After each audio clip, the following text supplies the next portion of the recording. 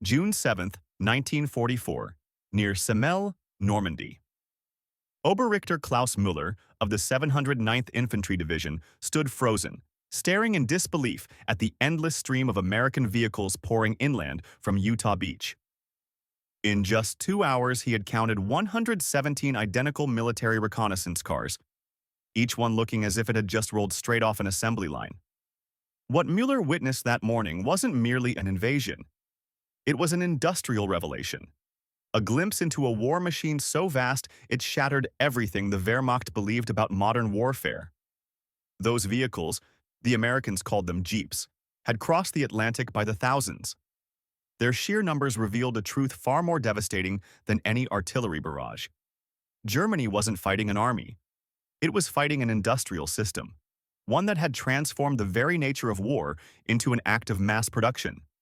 The jeeps had come ashore with the first wave of the landings, rolling straight off the massive landing ship tanks that crossed the English Channel in endless convoys. Each LST could carry up to 30 fully assembled jeeps, and hundreds of those ships were unloading along the Norman coast. Every vehicle bore markings from either the Willys Overland Motor Company of Toledo, Ohio, or the Ford Motor Company of Dearborn, Michigan. Their official designation read, Truck, 1/4 ton, 4x4, Command Reconnaissance. But to the German soldiers watching them flood into France, those words meant something far greater. Each jeep was a symbol, proof of an industrial capacity that defied imagination. Hauptmann Vera Lindermann, commanding the 3rd Company of the 919th Grenadier Regiment, captured the shock in his after-action report dated June 9, 1944.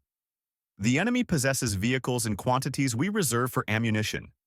Every American unit, down to the squad level, has its own motorized transport. We destroyed 12 reconnaissance cars yesterday. Today, I count 40 in the same sector. They treat complex military vehicles the way we treat rifle cartridges. Items to be used and discarded without thought. Had German planners known the full scale of American Jeep production, they would have been stunned. Between 1941 and 1945, U.S. factories built over 640,000 Jeeps. At peak production, Willys and Ford were turning out a new vehicle every 90 seconds. This single vehicle type made up nearly a quarter of all American military motor transport production. By comparison, German industry had managed to produce barely 50,000 Kübelwagens throughout the entire war. The scale difference was staggering. What made this possible was standardization, something far beyond anything the Germans had ever attempted. Every Jeep, whether built by Willys or Ford, used completely interchangeable parts. A transmission from a destroyed Ford GPW could be installed in a Willys MB within minutes. Wheels, engines, axles, even small components like spark plugs or fan belts, were identical across every batch. This philosophy extended to logistics as well. Spare parts were pre-positioned based on statistical failure rates, ensuring replacements were always available before they were even needed. Feldwebel Hans Rieke, of the 716th Static Infantry Division, watching American operations from a concealed position near Carentan, wrote in his diary, "The Americans do not repair vehicles, they replace them." I watched one damaged Jeep brought back to life in less than an hour. The entire engine was removed and swapped out like changing a tire, done under artillery fire, with cigarettes hanging from their mouths. Our mechanics would take a week to attempt such a repair. For the German military mind, raised on precision engineering and conservation, this approach was incomprehensible. In the Wehrmacht, every vehicle was assigned to a unit and tracked throughout its entire service life. Losing one through negligence could mean court-martial. Mechanical problems were meticulously diagnosed and repaired. Parts were even remanufactured if spares weren't available.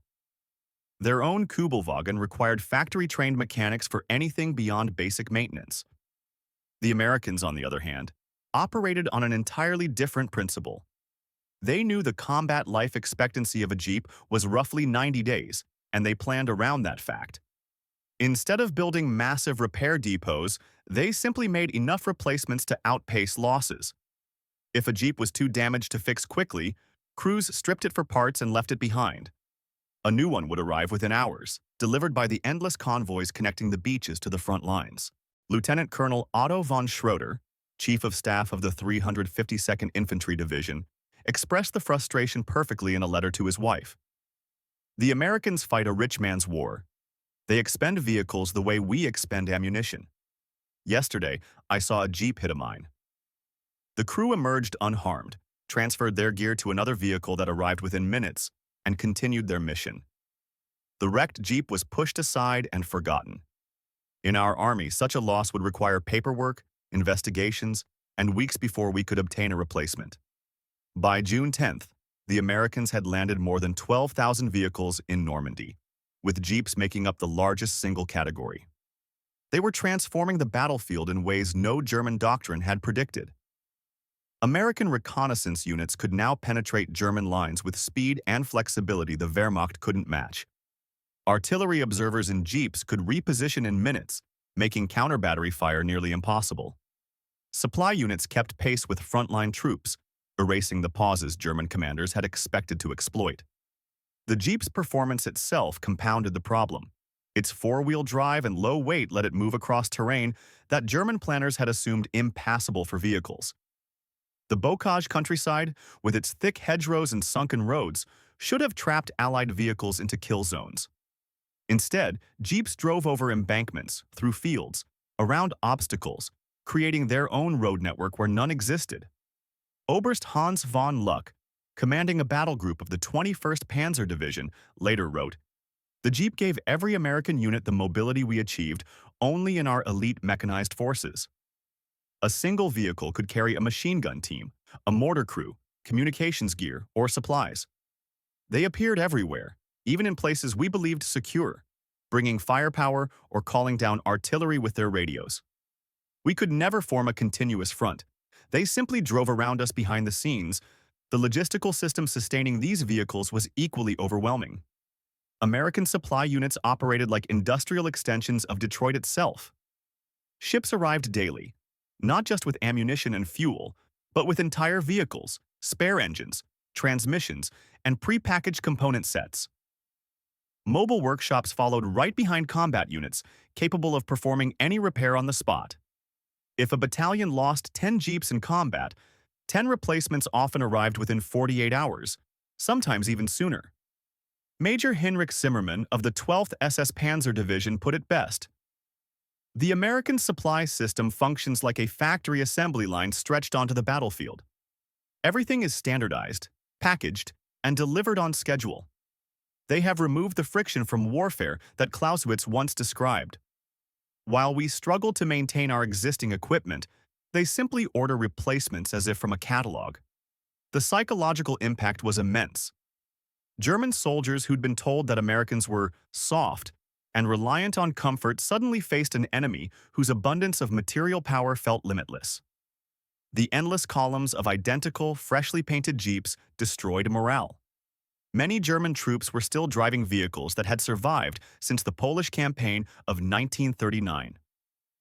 Gerritwart Wolfgang Braun, a mechanic with the 21st Panzer Division, examined captured Jeeps and wrote, "Every part is designed for mass production and easy replacement. The engine is simple but effective. The transmission is robust, not refined. Nothing is polished or precise, yet everything works. They have sacrificed elegance for quantity, and quantity is winning the war." The racial diversity within American motor pools also shocked German observers. Men raised under Nazi ideology that preached racial hierarchy. To their disbelief, African-American soldiers were seen driving Jeeps, repairing engines, and managing logistics operations with the same efficiency as their white counterparts. Feldwebel Kurt Wagner recorded his confusion in his notes. Negro soldiers operate and repair these vehicles with the same skill as white soldiers. Our racial theories insist this should be impossible, yet the evidence is right before our eyes. American troops also displayed a remarkable ability to modify their Jeeps for new roles almost instantly. Within days of landing, they were welding on armor plates, adding wire cutters to stop German piano wire traps, mounting twin machine guns, or converting Jeeps into field ambulances. Signal units packed them with radio gear, engineers equipped them with mine detectors, and mechanics improvised whatever changes were needed right on the spot. The results were crude by German standards, but they worked, and that was all that mattered. As the campaign continued, the contrast grew clearer. German vehicles were highly engineered but fussy. They needed special fuel grades, rare spare parts, and trained mechanics. Many German units still relied on horse-drawn transport. A single division often required thousands of horses that consumed tons of fodder every day. The Americans, by contrast, advanced at 30 miles per hour in machines that needed little more than gasoline and a wrench. The psychological gap was immense. By June 15th, German intelligence estimated that the Americans already had more than 4,000 jeeps in Normandy, and that number was rising daily. It seemed unbelievable to officers who remembered invading Poland with fewer than 3,000 motor vehicles of all kinds. Mathematically, the conclusion was terrifying. The United States could lose every vehicle in Normandy and replace them all in less than 2 weeks. Colonel Ernst Wagner of a Panzer division summarized the grim truth in a report that reached Field Marshal Rommel shortly before he was wounded. "We face an enemy who has industrialized warfare to a degree we never imagined possible. They mass-produce military vehicles the same way they build civilian cars.